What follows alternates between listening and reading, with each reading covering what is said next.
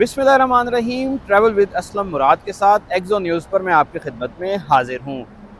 Europe के हवाले से, अमेरिका के हवाले से, कनाडा के हवाले से और ऑस्ट्रेलिया न्यूजीलैंड के हवाले से बहुत सारी चीज़ें अपडेट्स मिलती रहती हैं जो आप न्यूज़ की सूरत में भी आपके साथ जो है वो डिस्कस करने और शेयर करने का जो है वो हमने आप प्लान एक तरतीब दिया है। रोज़ बरोज़ जो है वो इमिग्रेशन रूल्स के अंदर, विज़िट वीज़ा रूल्स के अंदर ये तब्दीलियाँ आती जा रही हैं और आहिस्ता आहिस्ता पाकिस्तान और दूसरे जो अंडर डेवलप्ड कंट्रीज़ हैं या बिल्कुल जो बैकवर्ड कंट्रीज़ हैं उनके लिए वीज़े हासिल करने में बहुत सारी मुश्किलात पेश आती जा रही हैं। कुछ चीज़ें अभी तक जो सामने आई हैं वो मैं आपके साथ शेयर करूंगा ताकि आपको अंदाज़ा हो सके कि हालात, वाक़यात और जो डेवलप्ड कंट्रीज़ हैं वो किस नज़र से देखते हैं और कैसे वो आपको जो है वो वीज़ा रिस्ट्रिक्शंस जो हैं वो आपके ऊपर बढ़ाई जा रही हैं। सबसे पहले बात करते हैं कनाडा की। कनाडा जो है वो जिस वक्त मैं आपसे बात कर रहा हूँ इस से एक दिन पहले तक जो है वो कनाडा विज़िट वीज़ा पाकिस्तानियों को जो देता था वो कहते थे कि 10 साल का भी विज़िट वीज़ा जो है वो मल्टीपल एंट्रीज़ के साथ कनाडा दे देता था और बड़ी सहूलत थी कि अगर एक किसी शख्स का लगा है तो उसकी पूरी फैमिली के वीज़े लग जाते थे। लोग जाते थे, बार बार जाते थे, 2 दिन, 4 दिन, 5 दिन रहते थे, फिर आते थे, फिर 6 माह बाद चले जाते थे। अब ये सिलसिला ख़त्म होने को है। ख़त्म होने को किस तरह है, क्योंकि अब जो है वो कनाडा ने जो है ये मल्टीपल एंट्रीज़ और 10 साला वीज़ा जो है वो ख़त्म कर दिया और अब उन्होंने क्या कहा है, उन्होंने कहा है कि वीज़ा कितना दिया जाएगा ये इमिग्रेशन ऑफिसर की स्वाबदीद है कि वो जो है वो कितना वीज़ा जारी करता है।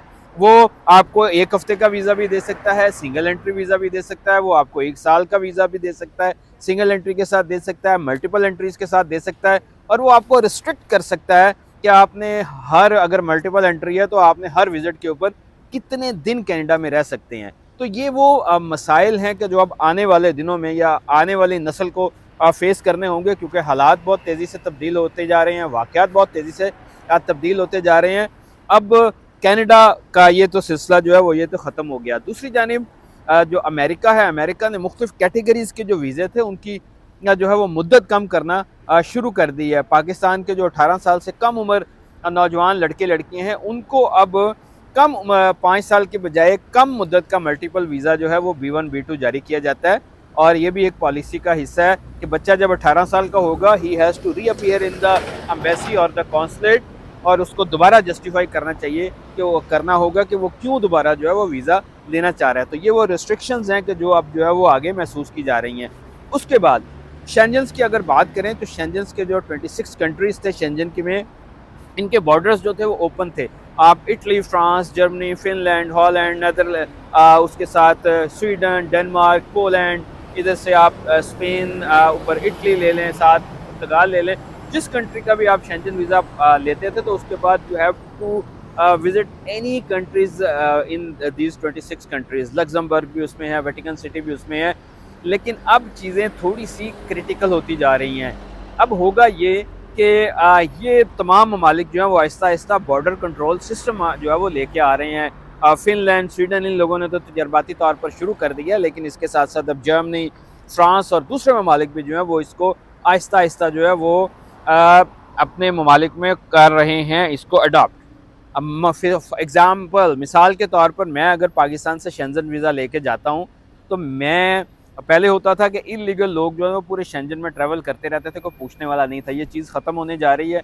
अब एंट्री जो सिस्टम्स हैं उसके तहत आपके फिंगरप्रिंट्स भी होंगे, आपकी तस्वीर भी लिए जाएंगी। फॉर एग्जांपल अगर आप पुर्तगाल से स्पेन जाना चाहेंगे तो बॉर्डर पे आपको जो है वो फिंगरप्रिंट्स होंगे, आपका वीज़ा चेक किया जाएगा। अगर आप जर्मनी से फ्रांस जाना चाहते हैं आपका ये वीज़ा चेक किए जाएंगे। अगर आप स्वीडन से नॉर्वे जाना चाहते हैं तो आपके ये तमाम डॉक्यूमेंट चेक होंगे जैसे एक कंट्री से दूसरे कंट्रीज़ जाते हैं। तो ये भी एक जो है वो अब मसला आना शुरू हो गया। दूसरी जानिब अब दुनिया जो है वो ग्लोबल विलेज बनती जा रही है। एक जानिब जो है वो आपने देखा कि दुनिया के 26 ममालिक जो है उन्होंने शेंजन जोन कायम करके अपने बॉर्डर फ्री कर दिए। उसके बाद अरब ममालिक को यह एहसास हुआ, अरब ममालिक ने जो है वो GCC गल्फ कोऑर्डिनेशन काउंसिल के नाम से उन्होंने एक इक़्तिसादी काउंसिल बनाई और वो आगे जाके मैं आपको आज खबर दे रहा हूँ कि they are going to plan कि वो अपने बॉर्डर ओपन कर देंगे और ये 5 ममालिक या 5-6 ममालिक जो हैं ये अपने इस शेंजन की तर्ज पर अपना एक वीज़ा, अगर आप UAE से वीज़ा लेंगे तो आप कुवैत भी जा सकते हैं, आप बहरीन भी जा सकते हैं, आप ओमान भी जा सकते हैं, आप सऊदी अरेबिया भी जा सकते हैं। हर कंट्री में आप जा सकते हैं, एक कंट्री का वर्क परमिट पे दूसरे कंट्रीज में आप कर सकेंगे, ये भी होने जा रहा है। इसके बाद इनकी एक करेंसी होने जा रही है पूरे जीसीसी कंट्रीज की, ये गल्फ कोऑर्डिनेशन काउंसिल की।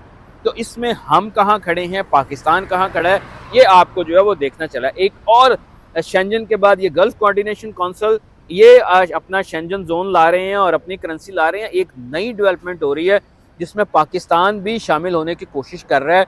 उसमें रशिया है, उसमें चाइना है, उसमें इंडिया है, उसमें अफगानिस्तान है, बांग्लादेश है, नेपाल, भूटान और मशरकी वस्ता की जो रियासतें हैं, कुछ 10-11 रियासतें, ये सब शामिल हैं। ब्राज़ील इसमें शामिल है। ब्रिक्स के नाम से जो ब्लॉक्स बना था, ये ब्रिक्स जो है, BRICS that is the abbreviation of these countries who are include in the first summit. जो BRICS, Brazil, Russia, India, China और साउथ कोरिया इसमें पहले शामिल था, अब और कंट्रीज भी शामिल हो रहे हैं। ये लोग भी अपना बॉर्डर जो है वो उसको ओपन करने जा रहे हैं और ये लोग अपनी करेंसी भी जो है वो सेपरेट यूनिट के नाम से, UNIT यूनिट के नाम से अपनी करेंसी जो है वो लाने का प्लान कर रहे हैं। अगर पाकिस्तान इसमें शामिल हो गया तो ये बहुत ज़बरदस्त एक इकदाम होगा। तो दुनिया अब जो है वो जो 200 ममालिक के अंदर जो था वो बिखर गई थी, अब वो दुनिया जो है वो इकट्ठे होकर ग्लोबल विलेज जो है वो हकीकत में बनते जा रही है। और शायद हम अपनी ज़िंदगियों में ये देख सकें कि दुनिया 4-5 ब्लॉक्स में तकसीम होगी और एक ब्लॉक का वीज़ा अगर आपके पास है तो हर जानिब हर ब्लॉक में आप घूम सकेंगे। तो ये भी अब जो है वो होने जा रहा है। इसलिए पाकिस्तान की इकानमी का बेहतर होना ज़रूरी है। आपके लिए पाकिस्तान से निकल कर दूसरे ममालिक में आपके पास किसी स्ट्रॉन्ग पासपोर्ट का होना ज़रूरी है ताकि आप अपने और अपने ख़ानदान के ख्वाबों को अमली ताबीर दे सकें। थैंक यू वेरी मच, आपका बहुत शुक्रिया। जुड़े रहिएगा ताकि हम आइंदा भी जो है इसी तरह की जो इंफॉर्मेशन है, न्यूज़ है, वो आप तक पहुँचा सकें।